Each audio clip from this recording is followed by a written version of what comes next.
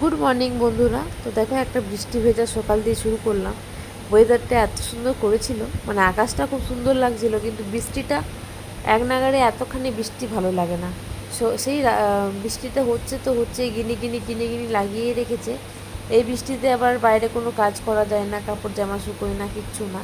তো যাই হোক, ওয়েদারটা তোমাদের দেখালাম একটু সকালবেলা। আর দেখো, ওয়েদার দেখিয়ে পরে দেখাচ্ছে আমার বেড পরিষ্কার হয়ে গেছে, বাবুকে দিয়েছে দাদুর কাছে। তো দাদুর কাছে উনি খেলা করছে, আর আমি এবারে ব্রাশ করতে চলে এলাম। তো দেখো, বাথরুমে ঢুকে দেখাচ্ছি ডাবল লাল পেস্ট দিয়ে আমি দাঁত মাজি। আর একটা জিনিস দেখালাম, যে গাডারটা আমার বাথরুমে ছিল সেদিন, যেন এই গাডারটা এঁটেছিলাম, আর এক মুঠো চুল উঠেছে এই গাডারটায়। এই গাডারটা আমি কোনো দিন আর আটকাবো না, মানে ভীষণ বাজে। এরকম ফুল দেয় গাডারগুলো এত বিচ্ছিরি, চুলটা তো উঠেই যায় আর খোলা যায় না। তো দেখো, আমি বাথরুম থেকে একটুখানি তুলছিলাম। তো দেখো, বৃষ্টিটা পড়ছে আর গাছগুলো বৃষ্টির জল পেয়ে কত সুন্দর সবুজ সবুজ হয়েছে। আর আমি দেখো বৃষ্টিতে ভিজে ভিজে এই দৌড়াচ্ছি ঘরের ভেতরে। এভাবে জ্বর হবেই একবার, এরকম বৃষ্টির জলটা যদি গায়ের মধ্যে লাগে। তো দেখো, একটুখানি সকালবেলা রূপচর্চা করতে ইচ্ছে করছিল, তো একটুখানি আমি মামা আর্থের স্ক্রাবটা নিয়ে নিলাম। তো স্ক্রাবটা করে একটুখানি স্ক্রাবিং করছি। স্ক্রাবিংটা করার পর আমি এবারে মুখটা ধুয়ে নেব। তো স্ক্রাবিং করতে আমার ভালোই লাগে। আমার গলে কি সুন্দর বসে আছে। আমি ভাবলাম যে বেটা এবার লাগাই বেটা ভাঙাবো কিনা বাবার বাবার ঘুম ভাঙাবো কিনা একবার দাদুকে দেখছে আর একবার এই দেখ, এই দেখ, এই দেখ, এই দেখ, কি কি সুন্দর লাগছে। বিয়ে আছে সেই কি জোর পাতার উপরে সেই গোপাল শুয়ে থাকে, হাতটা পাটা ধরে অ্যানিমেশনগুলো ওইরকম লাগছে। এই যে দাদু হাততালি বাজাচ্ছে, আর এই যে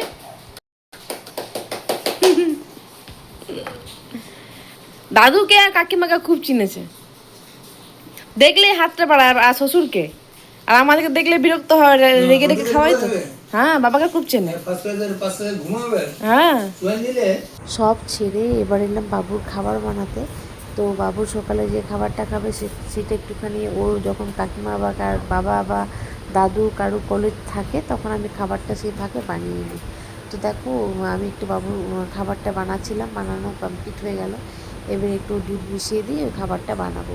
তো বাবুকে আমি কী খাবার, ডেলি রুটিনটা অবশ্যই শেয়ার করব। আমি আমার নিজের মতো করেই খাওয়াই, কিছু কিছু ফোন থেকে দেখেও খাওয়াই, কিছু কিছু নিজের থেকেও খাওয়াই, কারণ যেটা ওর রুচি হয় আমি সেটাই খাওয়াই।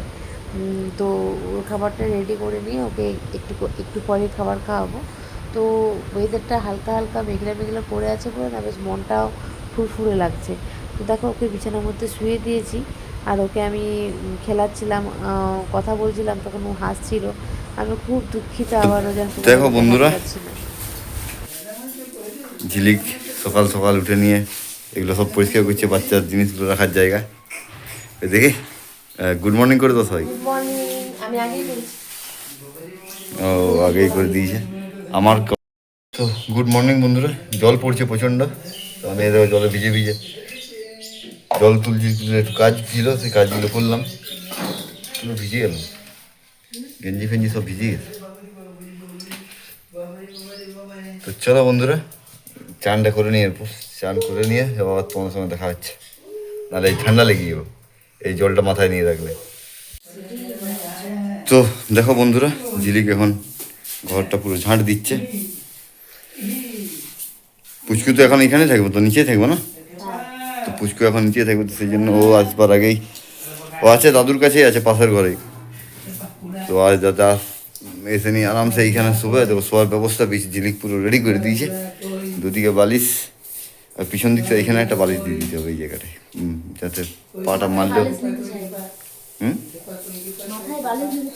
মাথায় না, পায়ের দিকটাতে ফাঁকা আছে না।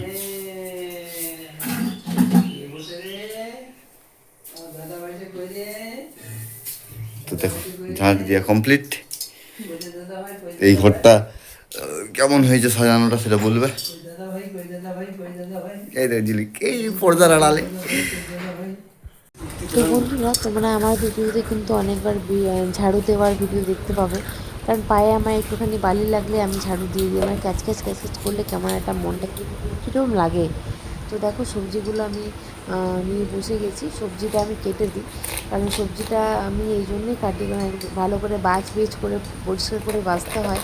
আর কাকিমাদের যে কাকিমা রান্না করে, যে কাকিমার কাজ খুব পরিষ্কার, কিন্তু বয়স হচ্ছে তো, এবার শাক পাতা এগুলো একটুখানি কম দেখতেও পাই, ওই জন্য আমি নিজেই সবজিটা বাছি। কারণ শাকপালা থাকে বেশ, মানে কুচি দেখে দেখে কাটা হয়, তার জন্য সবজিটা আমি কেটে দিই। যখনই বাবু ঘুমিয়ে পড়ে তখন ওই সবজিটা কাটার জন্য আমি রান্নাঘরে চলে আসি, কারণ কাজ সেরকম কিছুই থাকে না, বাবুকে নিয়ে সারাদিন কাজ করতে করতে সময় পেরিয়ে যায়। আর এই সবজিখানি কেটে দিলে কাকিমার একটু হেল্প হয়, আর আমারও বেশ সময়টা পেরিয়ে যায়।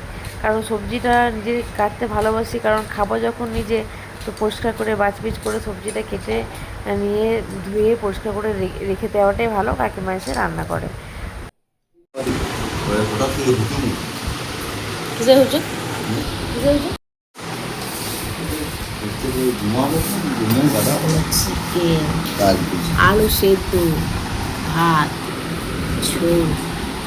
টিফিনে কি দিয়েছে দেখবে? টিফিনে দিয়েছি লাড্ডু আর রুটি।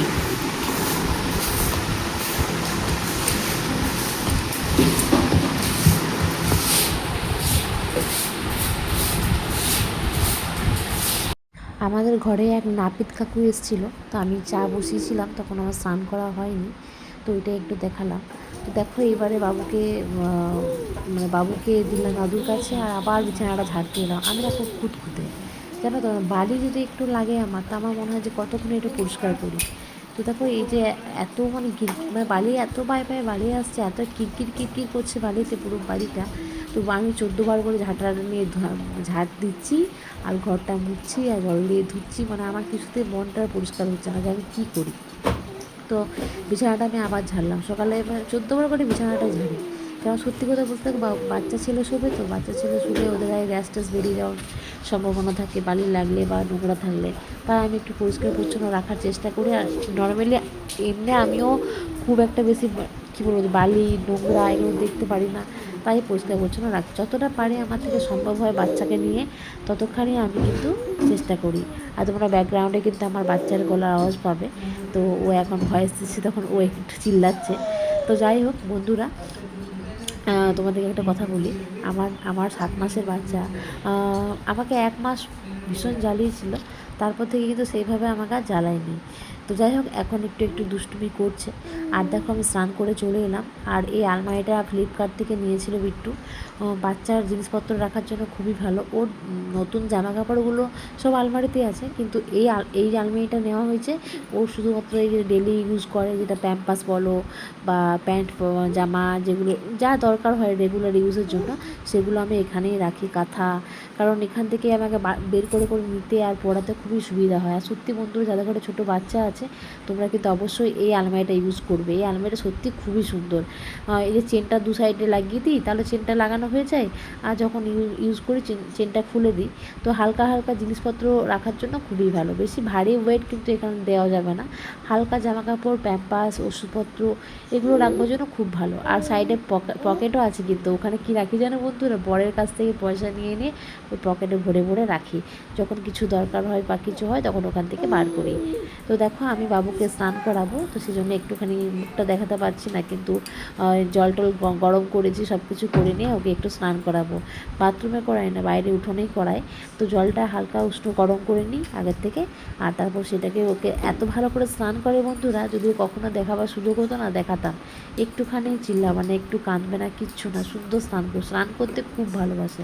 আমি সাবান শ্যাম্পু যখন ইউজ করাই, ও চোখ বন্ধও করবে না, কিচ্ছু না, আরও মজা করে, মানে আরও হাসে স্নান করার সময়।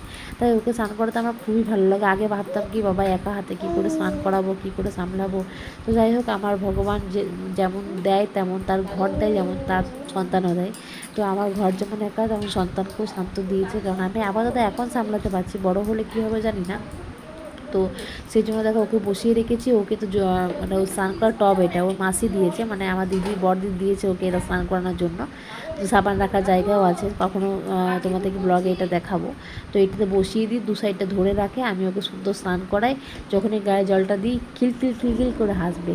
তো তোমাদের দেখানোর সুযোগ হচ্ছে না, অনেকে আমার বাচ্চার মুখ দেখতে চেয়েছো, অনেক দিদি ভাইরা। তো আমি কমিউনিটিতে আমার বেবির মুখ দেবো, কারণ ভিডিওতে দেখাতে পারছি না, জানি না কতদিন রেস্ট্রিকশন এরকম রাখবে, বা আমাকে কিছু একটা সমস্যার সমাধান করতে হবে, কারণ না হলে তোমাদেরকে দেখাতে পারছি না। তো দেখো এখন চলে এলাম দুপুরে খাওয়ানোর জন্য। তো আবার এই দুপুরে খাওয়াতে কী ঝামেলা হয়, আমিও সেই ওর সঙ্গে নাচ করতে থাকি। তো খাওয়া দাওয়া হয়ে গেলো, একটুখানি বেলা হলো, মানে বিকেল হওয়ার আগেরটাতে, তখন আমি একটু বেদানা নিয়েছিলাম। বেদানার রস খাওয়াতে যে কী ঝামেলা করে আমি কি বলবো, আমি বেদানার এক চামচও খাওয়াতে পারিনি। বেদানার রসটা টক লাগছিল না কি ভালো লাগছিল না, কিছুতেই খাওয়াতে পারলাম না। মুখটা যে চিপে রেখেছিল, ও চিপেই রেখেছিল, আমি কিছুতেই চামচ দিয়ে ওকে খোলাতে পারলাম না। তো বেদানার রসটা আমি খেলাম, কি করব, ওকে খাওয়াতে পারলাম না। অনেক চেষ্টা করেছি কিন্তু বেদানার রসটা খাওয়াতে পারলাম না। একটুখানি বেদানার রস দিলে শরীরে রক্ত রক্ত হতো, জানি না কি, মারা তো বলে যে বেদানার রস খাওয়া ভালো, তাই ভেবেছিলাম যে একটুখানি খাওয়াই। কিন্তু আমার ছেলে এত দুষ্টু কি বলবো, কিছু দেখতে পাচ্ছ, আওয়াজ পাচ্ছ, এখন আমি ভয়েস দিচ্ছি আর সাইডে শুয়ে শুয়ে একদম ঝাপাচ্ছে, আওয়াজ করছে, খেলছে। তো বন্ধুরা, তোমরা আমার বাবুকে দেখতে চাইছো, দেখাতে পারছি না, কিন্তু তোমাদের আমার ডেইলি ব্লগ কেমন লাগছে অবশ্যই কমেন্ট করে জানিও।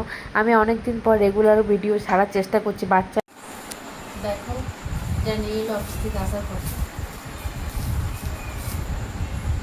তোমরা খাবে, খাও, এত বড় সাইজ।